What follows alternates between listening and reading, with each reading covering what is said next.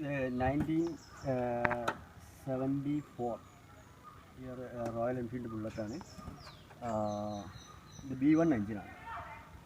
ശരിക്കും royal Enfield start ചെയ്യുന്നത് ഇന്ത്യയിൽ സ്റ്റാർട്ട് ചെയ്യുന്നത് 1955 റോയൽ എൻഫീൽഡ് ഇന്ത്യ. ആ സമയത്ത് ഇറക്കിയിരുന്ന വണ്ടികൾ എന്ന് പറഞ്ഞിട്ടുണ്ടെങ്കിൽ ഒറിജിനൽ ഇംഗ്ലണ്ട് മെയ്ഡ് എൻജിൻ ഇന്ത്യയിലേക്ക് ഇമ്പോർട്ട് ചെയ്തിട്ട് ഇവിടെ വെച്ചിട്ട് ബോഡിയായിട്ട് അസംബിൾ ചെയ്തിട്ടാണ് അക്കാലത്ത് വണ്ടി ഇറങ്ങിയിരുന്നത്. ആ വണ്ടി എങ്ങനെ തിരിച്ചറിയാമെന്ന് വെച്ചാൽ അത് G2 എൻജിനാണ്. നമ്മൾ ഈ എൻജിൻ നമ്പറിൻ്റെ മുകളിൽ G2 എന്ന് പറഞ്ഞാൽ സ്റ്റാർട്ട് ചെയ്തിട്ടാണ് അക്കാലത്ത് വണ്ടികൾ ഇറങ്ങിയിരുന്നത്. അതിനുശേഷം 1969 മുതൽ ഈ ഇന്ത്യയിൽ തന്നെ ഇന്ത്യയിലേക്ക് ഇറക്കുമതി ചെയ്ത എൻജിനിൽ ഇന്ത്യയിൽ തന്നെ സ്റ്റാമ്പിങ് ചെയ്തിട്ട് B1 എൻജിൻ എന്ന് പറഞ്ഞിട്ട് 1976 വരെ B1 എൻജിനായിട്ടാണ് ഇറങ്ങിയത്. അതിനുശേഷം പക്ക ഇന്ത്യൻ മെയ്ഡാണ് പിന്നീട് വന്നത്. ഇതൊരു B1 എൻജിനാണ്. അതായത് 1974 ആണിത്. 1969 ശേഷം 77 വരെ ഇറങ്ങിയ സീരീസുള്ള വണ്ടിയാണ്.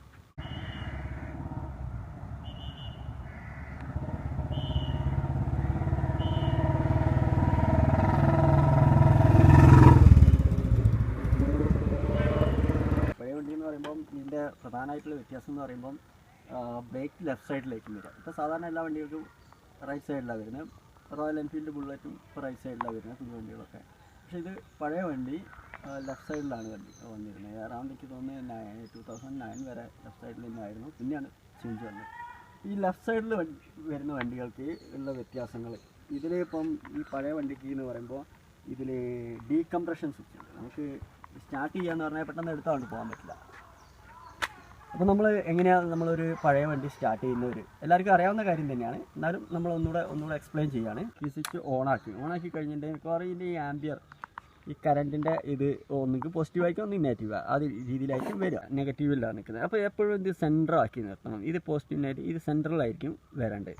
സെൻട്രൽ വരണമെങ്കിൽ നമ്മൾ ഈ ഡീകംപ്രഷൻ സ്വിച്ച് ഉണ്ടല്ലോ, ഈ ഡീകംപ്രഷൻ സ്വിച്ച് ജസ്റ്റ് ഒന്ന് പ്രസ് ചെയ്തതിന് ശേഷം ഈ കിക്കർ ചെറുതായിട്ടൊന്ന് താത്തി കഴിഞ്ഞാൽ ഇത് സെൻറ്ററിലേക്ക് വരും. സെൻറ്ററിലേക്ക് വന്നു കഴിഞ്ഞിട്ടുണ്ടെങ്കിൽ വേറെ ഒന്നുമില്ല, നേരെ വെച്ചിട്ട് പിന്നെ ഈ കിക്കർ വീണ്ടും പൊന്തിച്ചിട്ട് കയറി കഴിഞ്ഞാൽ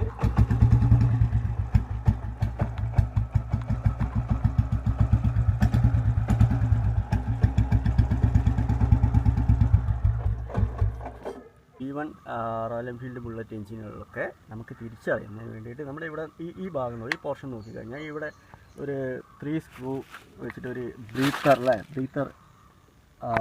കാണാം. ഇവിടെ 3 സ്ക്രൂ ആണ് അതിന്. ഈ ഒരു പോർഷൻ നോക്കിയാലാണ് നമുക്ക് മനസ്സിലാവുന്നത്. പിന്നെ നമുക്ക് ഇതിൽ എൻജിൻ നമ്പറിൽ ഇത് B1 എൻജിനാണ്. ഇവിടെ കാണാം നമുക്ക് ബിയിൽ സ്റ്റാർട്ട് ചെയ്യുന്നതായിട്ട്.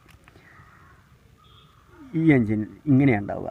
ഈ G2 ആണെങ്കിൽ ഇവിടെ G2 ആയിരിക്കും. ഇതിലും പഴയത് വണ്ടിയാണെങ്കിൽ G2-ലൊക്കെ ഈ അമൽ കാർബറേറ്ററാണ് വരുന്നത്. ഈ കാർബറേറ്ററിന് മൈലേജ് വളരെ കുറവാണെങ്കിലും വളരെ സ്ലോയിൽ പോകാനും അതുപോലെ നല്ല സൗണ്ട്, എക്സോസ്റ്റ് സൗണ്ട് വളരെ നല്ല സൗണ്ട് ആയിരിക്കും.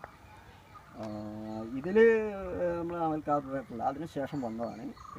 ഇത് മിക്കാർ വന്നതാണ് വരുന്നത്. പിന്നെ ഈ ഹെവി ക്രാങ്ക് ആകുമ്പോഴുള്ള ഇതെന്താ വെച്ചാൽ നല്ല ബാലൻസിങ് ആയിരിക്കും വണ്ടി. അതാണ് ഈ പഴയ ബുള്ളറ്റിനെ ആളുകൾക്ക് പ്രിയം കൂടാനുള്ള ഒരു പ്രധാന കാരണം. ഇത് പിന്നെ നമ്മളിപ്പോൾ ഹെവി ക്രാങ്ക് വെയിറ്റ് കൂട്ടുന്നുണ്ട്, അഡീഷണലായിട്ട് മെറ്റലൊക്കെ വെൽഡ് ചെയ്ത് പിടിപ്പിച്ചിട്ടൊക്കെ ചെയ്യുന്നുണ്ട്. പക്ഷേ ഇത് ഒറിജിനൽ ഹെവി ക്രാങ്ക് വെയിറ്റുള്ള വണ്ടിയാണ്.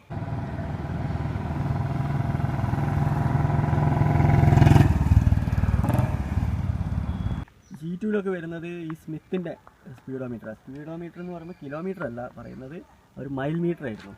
അത് തന്നെ അതിൻ്റെ ഈ കേബിൾ വരുന്നത് സാധാരണ നമ്മളെ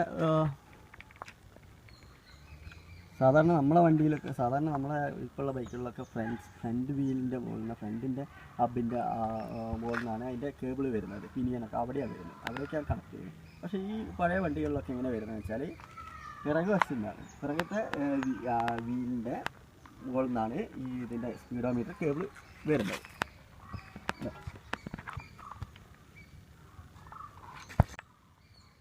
വേറൊരു കാര്യം പറയുകയാണെങ്കിൽ ഇത് സൈക്കിൾ ഹബ്ബാണ്. സൈക്കിൾ ഹബ്ബ് എന്ന് പറയുമ്പോൾ ഈ ഹബ്ബിൻ്റെ ഈ സൈസ് ചെറുതായിരിക്കും. നമ്മൾ ഈ ചെറിയ ഇത് സൈക്കിൾ ഹബ്ബ് എന്നാണ് സാധാരണ പറയാം. ഇതാകുമ്പം ഇത് പഴയ കാലത്തുള്ളതാണ്. ഇതിൻ്റെ പോസിറ്റീവായിട്ടുള്ള ഗുണങ്ങൾ എന്താണെന്ന് അറിയില്ല. പക്ഷെ എന്നാൽ നെഗറ്റീവായിട്ട് പറയുകയാണെങ്കിൽ ബ്രേക്കിംഗ് ഒക്കെ കുറച്ച് കുറവായിരിക്കും. മറ്റേതിന് കമ്പാരിറ്റീവ്ലി വലിയ ഹബ്ബുമായിട്ട് കമ്പയർ ചെയ്യുമ്പോൾ.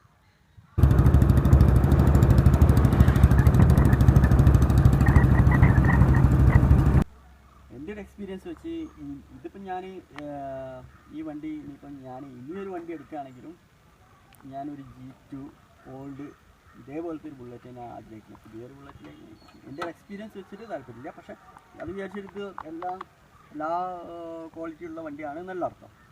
ആക്ച്വലി ഇത് സഡൻ പിക്കപ്പ് ഇല്ല, അതൊക്കെ ഇതിൻ്റെ ഡീമെറിറ്റ്സ് ആണ്. കാരണം വെച്ചാൽ അക്കാലത്തെ വണ്ടിയാണ്, അക്കാലത്തെ ടെക്നോളജിയാണ്. പക്ഷേ ഈ വണ്ടിയുടെ ഒരു താല്പര്യം എന്താണെന്ന് വെച്ചാൽ ശരിക്കും പറഞ്ഞിട്ടുണ്ടെങ്കിൽ നമ്മളിപ്പോൾ വേറെ ഏതൊരു ബൈക്ക് പോകുന്ന പോലെയല്ല.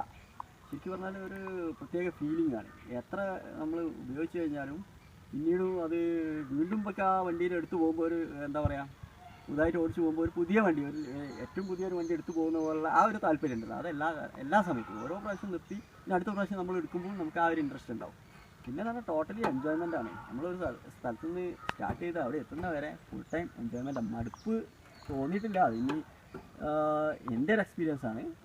ഞാൻ പഞ്ചാബിൽ നിന്ന് എനിക്ക് ഈ പഴയ V1 or G2 വേണ്ടതുകൊണ്ട് ഇപ്പോൾ ഇവിടെ അവൈലബിൾ അല്ല, പിന്നെ വെരി കോസ്റ്റ്ലിയാണ്. വളരെ കുറഞ്ഞ വണ്ടികളേ ഉള്ളൂ നമ്മുടെ കേരളത്തിൽ തന്നെ.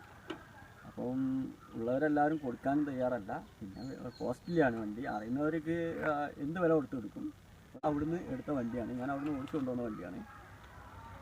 പിന്നെ ഇവിടുന്ന് എനിക്ക് കുറച്ച് മെയിൻ്റെനൻസ് വർക്കൊക്കെ വന്നിട്ടുണ്ടായിരുന്നു. പക്ഷെ എന്നാലും ഒരു ഓവറോൾ നല്ലൊരു എക്സ്പീരിയൻസ് ആയിരുന്നു ഈ വണ്ടി.